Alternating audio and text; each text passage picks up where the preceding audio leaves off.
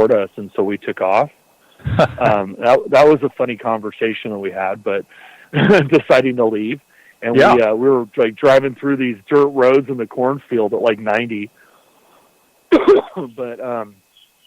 But yeah, I mean, you're transfixed. I mean, you're just sitting there. We're, sitting on the hood of the car, like watching 14 objects make 90-degree turns for like an hour, but you can't move. You're just like so blown that you don't know what to do. Yeah.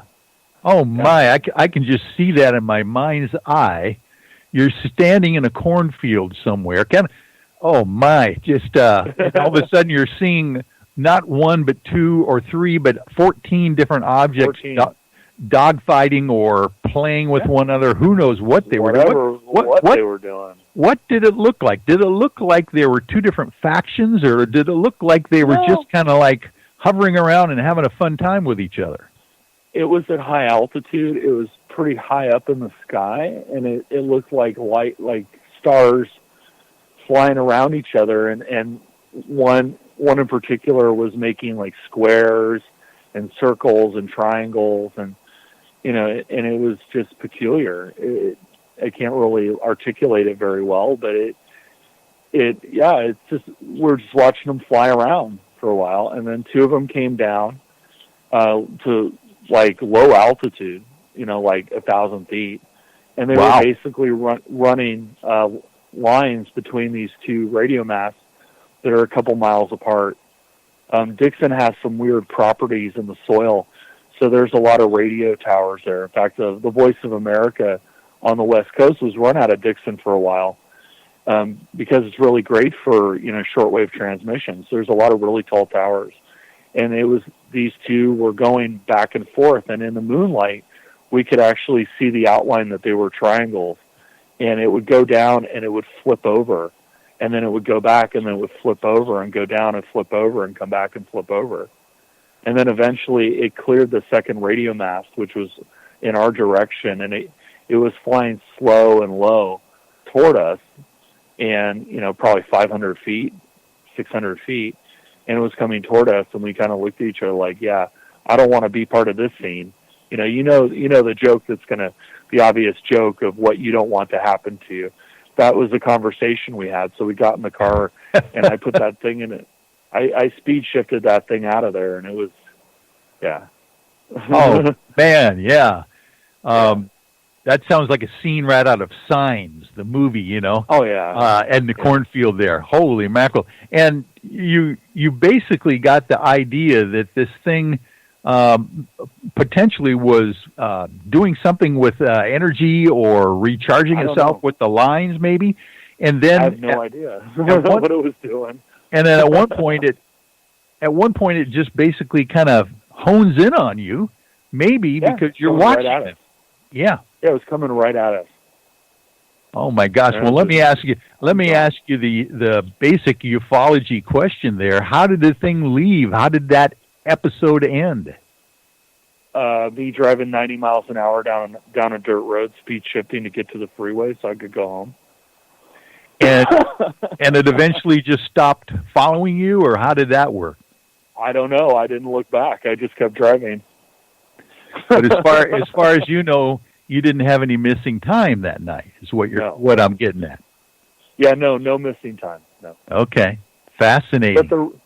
But the realization that I've come to over time is that I went through the maturation of a lot of people who are interested in UFOs. And when you start out, everything's aliens, right? But over time, I've come to realize that I don't believe that they're all aliens. I think there are some aliens, but I think a good percentage of them are built by us. But that stuff that I saw dogfighting, I don't know what that was. Yeah, I have no idea. I could not explain it to you. Well, that is a fascinating sighting. Seeing them that far in the sky as stars, and then seeing them come down, or at least a few of them coming down, and finding out they're in a triangular shape, and then being chased by them to begin with. That's fascinating. Now that brings up another whole subject that I know you're quite an expert in, which could be the secret space program that's out there. You want to tell us about some of your expertise in that area? Well, for me, the thing that I was consumed by was, what's the point, right? That you're a lawyer. I mean, you and I both know that people do things for a reason. Yeah. Nobody does anything just to do it. There's always a reason. There's always a point. And so I tried to understand what the point of the secret space program was. And for me, it all came back to a TV show that was aired in the late 70s called Alternative 3. And for decades, people had just laughed it off and said, well, it's a mockumentary and it's stupid and, it's kitschy and whatever. But the reality is that it's actually a blueprint. And it just dawned on me one day that, I was reading about the debate of whether it's true or not. And I thought to myself, if it's true, then these things that they talk about in the show, granted the show is a dramatic production, it's not real, but the things that they talk about, if this is real, then these things are real. So I decided to set out to prove that these specific things that they talk about in the show are actually true. And so I went and found them. And I proved that they were true. Wow, you want to give us an example of what you found? Sure. So in the beginning, there's a part where Professor Ballantyne, who's like the scientific authority of the show, he's walking down the hall of a supposed university, and he's explaining to this other guy about Alternative 3, that what it was. And he says, there was a meeting. It's very dramatic how they do it, but basically he says there was a meeting in the late 50s where they pretty much determined that we were screwed and that there was going to be this severe ecological damage, and it was going to eventually cause a greenhouse effect. And so I said, okay. And he said it was an American Chemical Society meeting. So I said, okay, well, if it was an American Chemical Society meeting, I should be able to figure that out.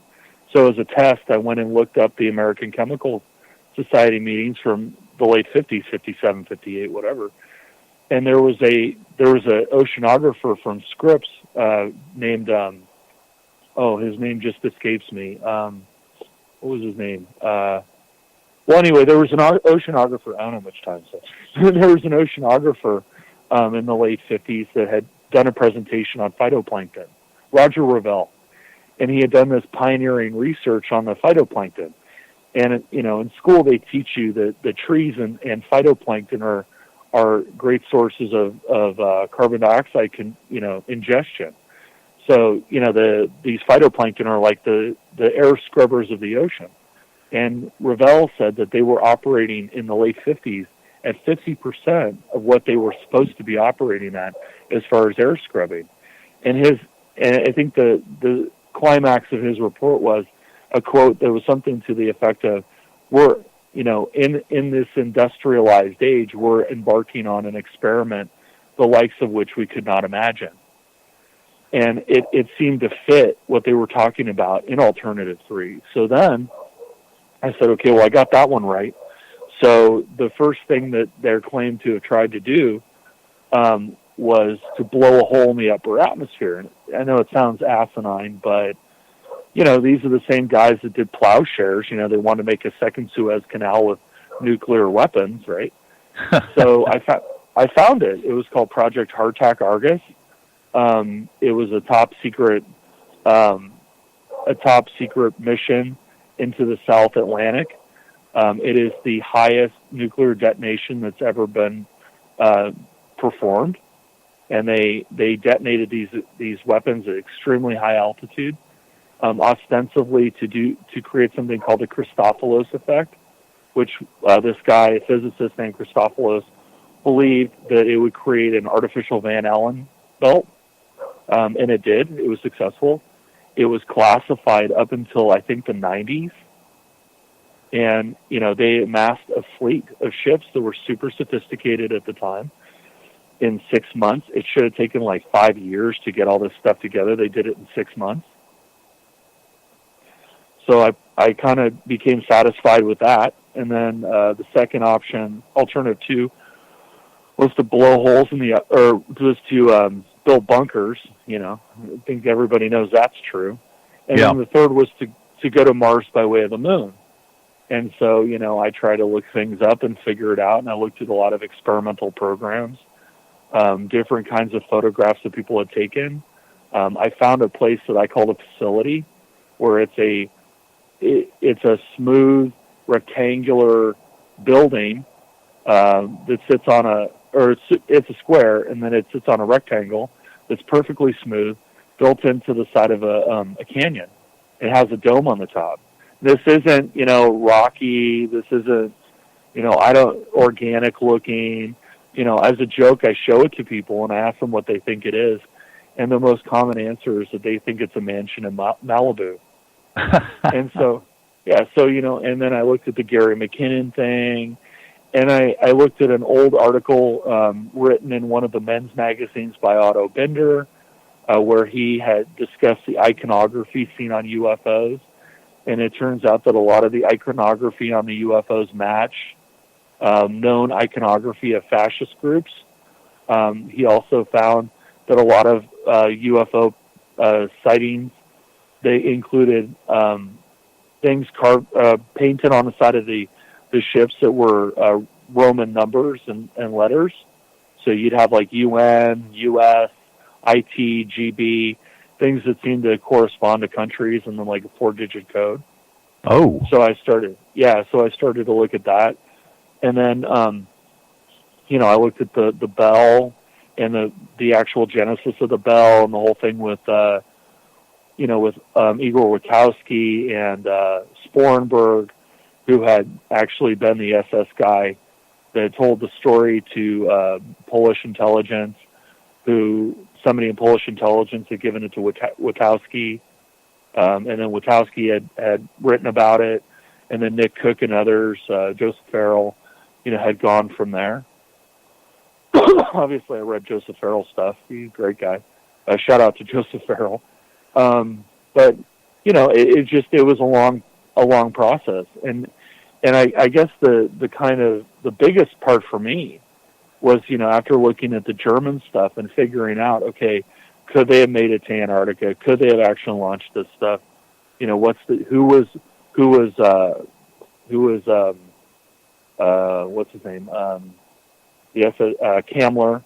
Who was Kamler really? I came to the realization that it was totally feasible. And I think the biggest thing that kind of made me step back for a minute was when I read the original hypnosis report, the first hypnosis report of Betty and Barney Hill. Oh yes, right. Yeah, and it is not what people think. A lot of people think they talk about Betty and Barney Hill, and they've watched The Interrupted Journey or they've read the books or whatever. But in the initial hypnosis report of Betty and Barney Hill, when they go aboard the ship, they're led aboard the ship by a red-headed Irishman with a German shepherd, and the people inside, Barney Hill describes as looking like Germans. So it kind of changed my outlook on the whole thing. And you want to tell the folks about that cap that one of the the captain was wearing. Also, that was fascinating. That was fascinating. Well, so Barney Hill had reported that when the red-headed Irishman, and that actually makes sense for a very interesting reason, but when the red-headed Irishman had taken them aboard the ship, that the crew was wearing black jumpsuits with silver piping. And that's a very consistent uniform for SS Panzer units in World War II. They wore black jumpsuits with silver piping. And the what he had perceived to be the captain of the ship or the commander, had a peaked cap that he described as looking like he had seen in World War II on Germans. Right. So, because Barney Hill had fought. In fact, when Barney Hill initially got out of the car, he opened fire on the UFO using a Colt 1911 .45 caliber handgun that he had gotten in the Army, and he actually opened fire on the UFO with the gun. That is a detail I did not know about. I knew he had the weapon, and I heard he had the weapon in the car, but I didn't realize that he actually drew it and fired at the UFO. And